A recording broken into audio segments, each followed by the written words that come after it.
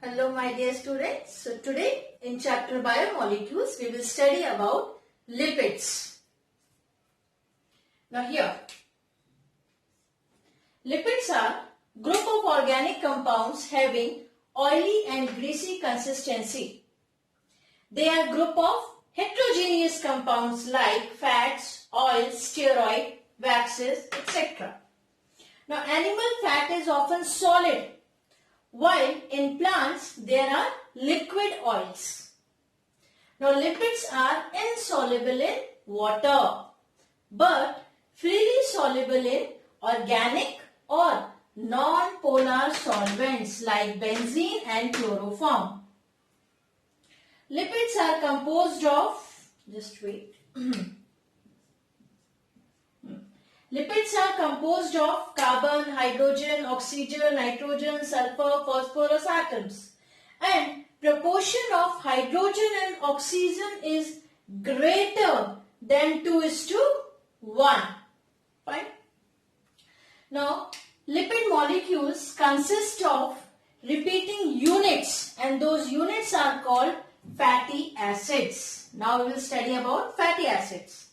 Now fatty acids, there are two types, saturated fatty acid and unsaturated fatty acids. Here you can see unsaturated fatty acid, saturated fatty acid. Now one by one the characteristic of each. Now in the case of saturated fatty acid, they lack double bond, see, between the carbon atoms. Then saturated fatty acids are solid at room temperature. And saturated fatty acids, they are from the animal sources. Examples of saturated fatty acids are palmitic, stearic acids. Now unsaturated fatty acid, here at least one double bond is present, okay, in the chain. And they are liquid at room temperature. Unsaturated fatty acids are liquid at room temperature. And unsaturated fatty acids are from the plant sources. For example, under these are oleic acid, linoleic acid, right, etc. There are many, so I have written here two examples. So this is the basic difference between the saturated fatty acid and unsaturated fatty acids. And what are fatty acids? These are lipid molecules consist of repeating units, and those units are called fatty acids. Now, classification of lipids.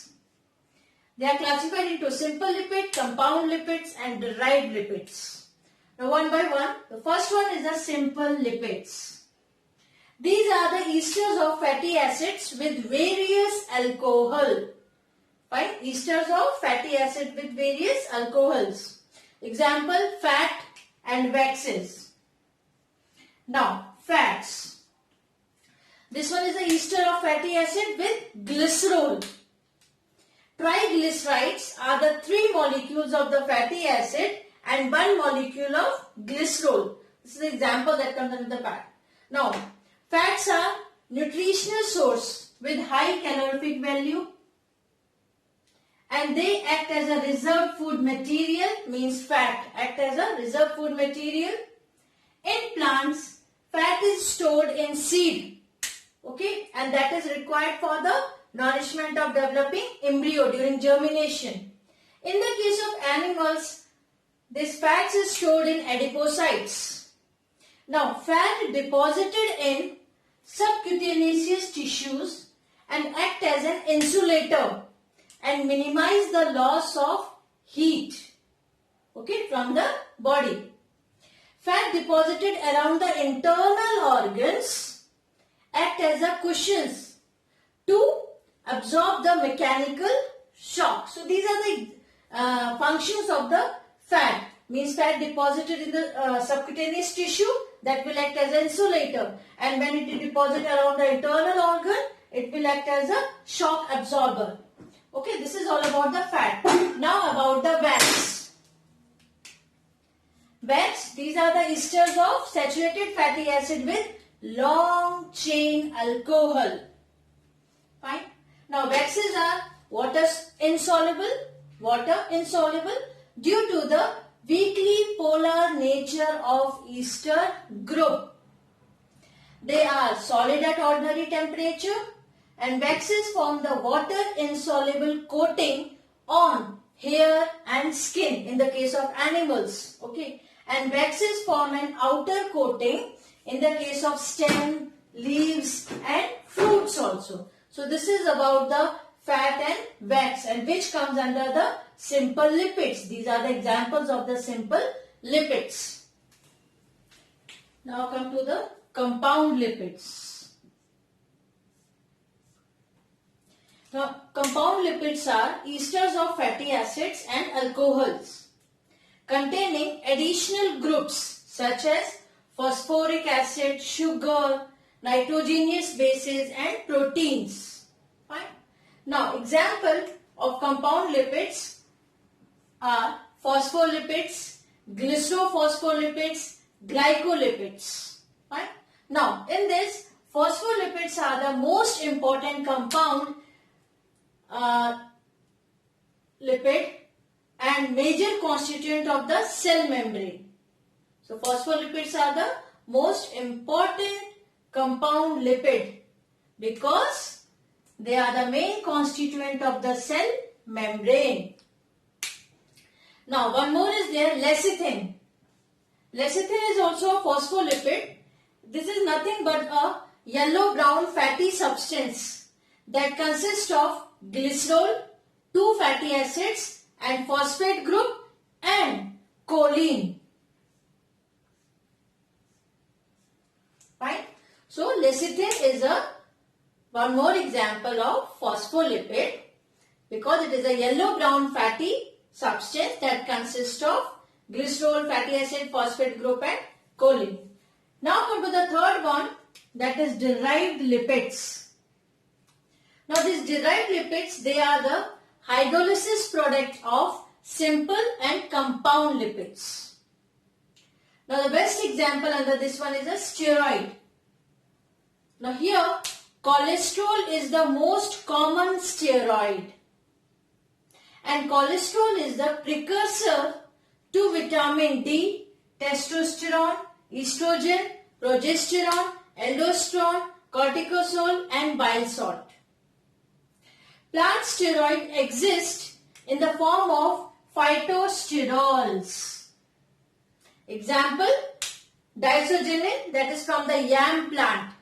Okay, so plant steroid exists in the form of phytosterol, and cholesterol is the most common steroid. So this is all about simple lipid, compound lipid and derived lipid. Now the last one is the significance of lipids. So lipid is a high energy reserve food material. This is important component of the cell membrane as we have already studied. Now fat on the subcutaneous tissue will act as an insulator. Then wax checks the rate of transpiration in the case of plants. So wax coating on the leaves. And cholesterol is the precursor of vitamin D and sex hormone, testosterone, estrogen, progesterone, aldosterone, cortisol and bile salts. So these are the significance of lipids. Now we will study about proteins. Now this term protein was coined by Brazilius, and proteins are the long chain polymers of amino acids. Proteins are macromolecules with high molecular weight, and it serves as an important structural constituent of cell. And all protein consists of nitrogen in addition to carbon, hydrogen and oxygen. And some, they also contain sulfur in addition to carbon, hydrogen and oxygen. Now, in a long chain of amino acid forming a protein, the amino group of one amino acid, amino group means NH2. So the amino group of one amino acid is linked to the carboxyl group COOH, okay, of the other amino acid. So in a long chain of amino acids forming a protein, one means the amino group of one amino acid is linked to the carboxyl group of another amino acid. Now, two amino acids are condensed by removal of water molecule to form a peptide linkage. Right? Now, each polypeptide means long chain of amino acid. Each polypeptide contains free amino group NH2 at one end and carboxyl group at the other end. Amino group and carboxyl group at the other end. And they are called as N-terminal and C-terminal respectively. Fine. So, free amino group at one end, that is called N-terminal, and carboxyl group at the other end, that is C-terminal. Now, in some cases, polypeptide chain arranged like a spiral helix. Now, such spirals, if right-handed, is called as alpha helix, and if the spiral is left-handed, it is called beta helix. And this spiral configuration is held with the help of hydrogen bond. Now, in some proteins such as myoglobin, peptide chains are much looped, twisted and folded back themselves due to the formation of disulfide bonds. Fine. So here in that the peptide chain, they are looped and twisted. So due to the formation of disulfide bonds. In the case of the spiral one, hydrogen bond. Now such loops and bends gives protein a tertiary structure. In the case of hemoglobin, protein subunits held together to form quaternary structure. Okay, so this is brief information about the protein, characteristics of the protein. Now come to the next very important classification. They are classified into three: simple protein, conjugated protein and derived proteins. The first one is simple protein. They are composed only of amino acids. Example, histones, albumin, etc. Now in the case of conjugated protein, they are the simple protein with some non-protein parts. And these non-protein parts are called prostatic group.